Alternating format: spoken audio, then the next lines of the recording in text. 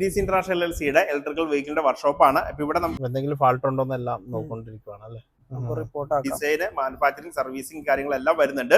അപ്പൊ അതിന് നമുക്ക് ഇതുപോലെ ഇലക്ട്രോണിക് സർക്യൂട്ട്സുകൾ മുതലുള്ള കാര്യങ്ങൾ എടുക്കുന്നുണ്ട്. MTDCയിലെ ഇലക്ട്രിക്കൽ വെഹിക്കിൾ കോഴ്സിന്റെ അകത്ത് എന്തൊക്കെയാ ഡിസൈനിങ്ങിന്റെ അകത്ത് ഉള്ള സെക്ടറിൽ, അതുപോലെ തന്നെ മാനുഫാക്ചറിംഗ്, പ്രൊഡക്ഷന്റെ അകത്ത്, റിസർച്ചിന്റെ അകത്ത്, അങ്ങനെ പല സെക്ടറിൽ നമ്മൾ ഈ വണ്ടിയിലൊക്കെ എന്നാ മോട്ടറാണ് ഉപയോഗിച്ചിരിക്കുന്നത്? ഇത് നമുക്ക് PMSM എന്ന് പറഞ്ഞ മോട്ടറാണ്, ഡ്രൈവ് മോട്ടറാണ്.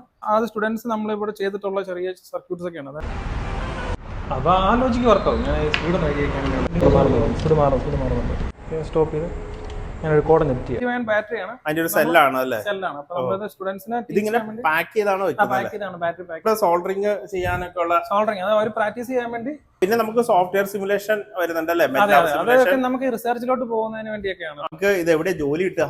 നമുക്കിപ്പോ സർവീസ് സെക്ടറിൽ ഇപ്പം കിട്ടും. അതുപോലെ തന്നെ പ്രൊഡക്ഷൻ, അതുപോലെ റിസർച്ച് ഫീൽഡിലൊക്കെ ആകുമ്പോൾ നല്ലൊരു ഹൈ സാലറിക്കുള്ള ഡിമാൻഡിങ് ടൈമാണ് ആക്ച്വലി. 2 വീലറിന്റെ ഡ്രൈവ് ആണ് ഈ വരുന്നത്. അപ്പൊ നമുക്ക് ഇവിടെ ഇപ്പൊ ഒരു 4 വീലറും ഉണ്ട്. ഇത് കൂടാണ്ട് വേറൊരു 4 വീലർ നമ്മളിവിടെ ട്രെയിനിങ്ങിന് വേണ്ടിയിട്ട് യൂസ് ചെയ്യുന്നുണ്ട്. ഇതിപ്പം 65 കിലോവാട്ടിന്റെ മോട്ടറാണ് ഉപയോഗിക്കുന്നത്. അതിന് പറ്റുന്ന തരത്തിലുള്ള കൺട്രോളറാണ്. ഇപ്പൊ ഇതില് VCU ഉണ്ട്, communication loss between DC and VCU.